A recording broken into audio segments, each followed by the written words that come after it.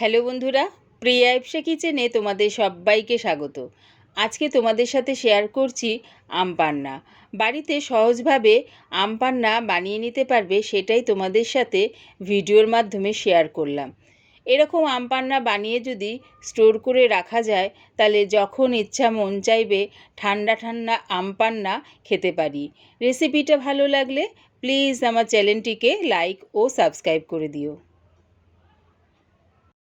আমি এখানে 500 কাঁচা আম নিয়েছি। আমগুলো ভালো করে ধুয়ে নিয়েছি। এবারে দেখো আমের এই মুখটা কেটে বাদ দিয়ে দেব।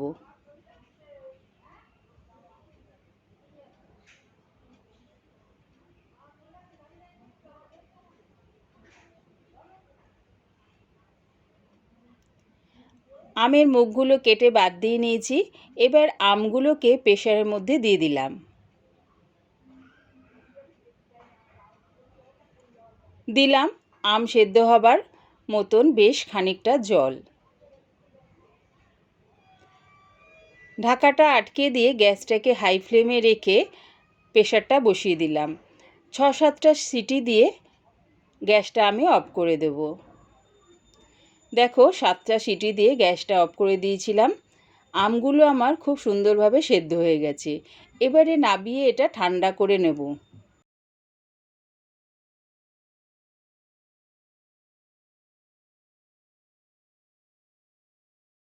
আমগুলো সব ঠান্ডা হয়ে গেছে। এবারে একটা মিক্সির জারের মধ্যে আমগুলো থেকে দেখো পাল্পটা আমি বার করে নেব। আমের খোসাগুলো ছাড়িয়ে আমের থেকে পাল্পটা বার করে নেব। ঠিক এরকম চামচের সাহায্যে আমের পাল্পগুলো দেখো বার করে নিচ্ছি। পাল্পগুলো বার করে আমি মিক্সির জারে দিয়ে দিলাম।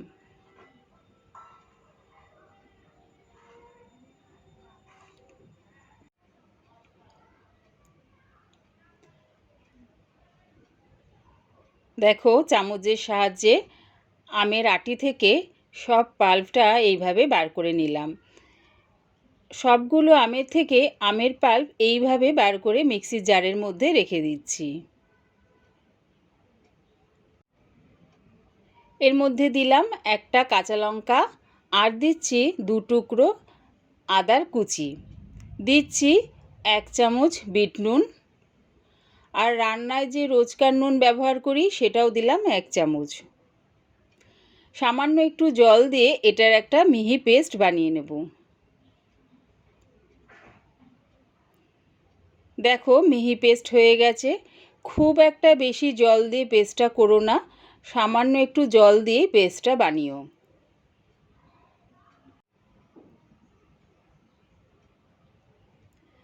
আম পান্নার জন্য একটা মশলা বানিয়ে নেব।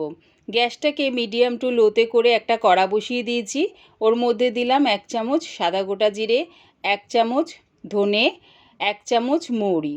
যখন দেখবে এই মশলাগুলো থেকে হালকা গন্ধ বেরোচ্ছে তখন এগুলো নাবিয়ে ঠান্ডা করে গুঁড়িয়ে নেব। ওই কড়ার মধ্যে আমি চিনির রস বানিয়ে নেব। দিয়ে দিলাম 1 কাপ জল আর 1 কাপ চিনি। যে কাপের মাপ অনুযায়ী চিনি ব্যবহার করবে সেই কাপের মাপ অনুযায়ী জল ব্যবহার করবে। চিনি আর জলটা দিয়ে সমানে নাড়তে থাকবো যতক্ষণ না চিনিটা গলে যায়।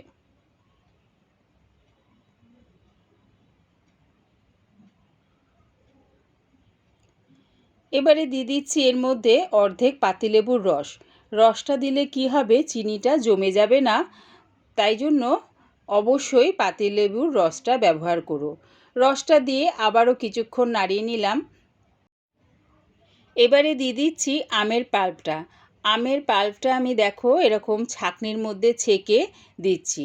ছাঁকনির মধ্যে ছেঁকে দিলে কি হবে, আমের মধ্যে যদি কোনো আঁশ থাকে বা কোনো খোসা থাকে সেটা ছাঁকনির মধ্যে আটকে যাবে। তাই এই রকমভাবে ছেঁকে চিনির রসের মধ্যে দিয়ে দিলাম।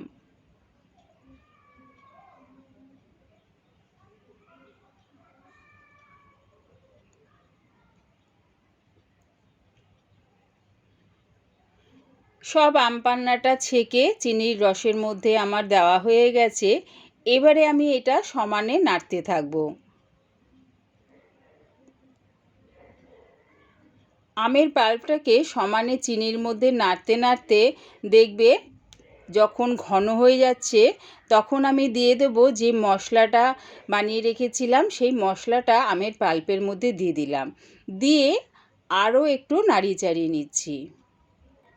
নাড়াতে নাড়াতে যখন দেখবে এরকম আঠালো আঠালো হয়ে গেছে, বা দেখবে যখন এরকম আঙুল নিয়ে দেখবে একটা একতারের মতন হচ্ছে বা এরকম আঠালো আঠালো ভাব এসছে, তার মানে আমার আম পান্নাটা রেডি হয়ে গেছে।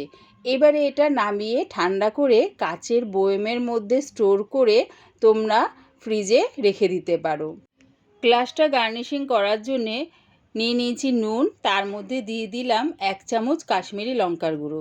নুন আর কাশ্মীরি লঙ্কার গুঁড়োটা ভালো করে মিশিয়ে নিলাম। গ্লাসের মুখটাতে দেখো 1 টুকরো পাতিলেবু নিয়ে মুখটার মধ্যে ভালো করে মাখিয়ে নিচ্ছি। এবারে নুন আর লঙ্কার গুঁড়ো যে মিশ্রণটা করে রেখেছিলাম, গ্লাসের মুখটা ওর মধ্যে দিয়ে এরকম ঘুরিয়ে ঘুরিয়ে মাখিয়ে নিচ্ছি। এই রকমভাবে গ্লাসের মুখটা যদি গার্নিশিং করে আম পান্না পরিবেশন করা হয়, দেখতেও বেশ ভালো লাগে আর খেতেও বেশ ভালো লাগে। আবারও ওই একইভাবে দেখো গ্লাসের মুখটার মধ্যে পাতিলেবুর রস মাখিয়ে নিয়ে নুন আর লঙ্কার গুঁড়োর মিশ্রণের মধ্যে গ্লাসের মুখটা ঘুরিয়ে ঘুরিয়ে গার্নিশিং করে নিলাম।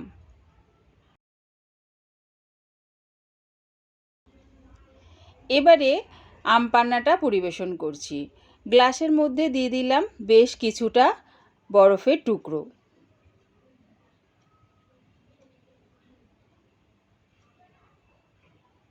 দিচ্ছি এর মধ্যে আম পান্না।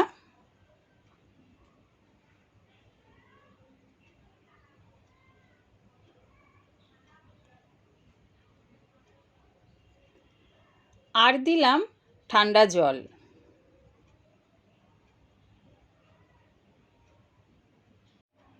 বাড়িতে যদি কোনো বন্ধু বা আত্মীয় আসে আর এই রকম ঠান্ডা ঠান্ডা আম পান্না বানিয়ে তাদের সামনে যদি এই গরমের সময় দেওয়া যায়, তারা খেয়ে বেশ তৃপ্তি পায়। আম পান্নাটা বানিয়ে স্টোর করে কাচের বয়মের মধ্যে ফ্রিজে রেখে দিতে পারো বেশ 1 থেকে 2 মাসের মতন। গ্লাসের মধ্যে সব কিছু দিয়ে চামচ দিয়ে দেখো ভালো করে গুলে নিলাম।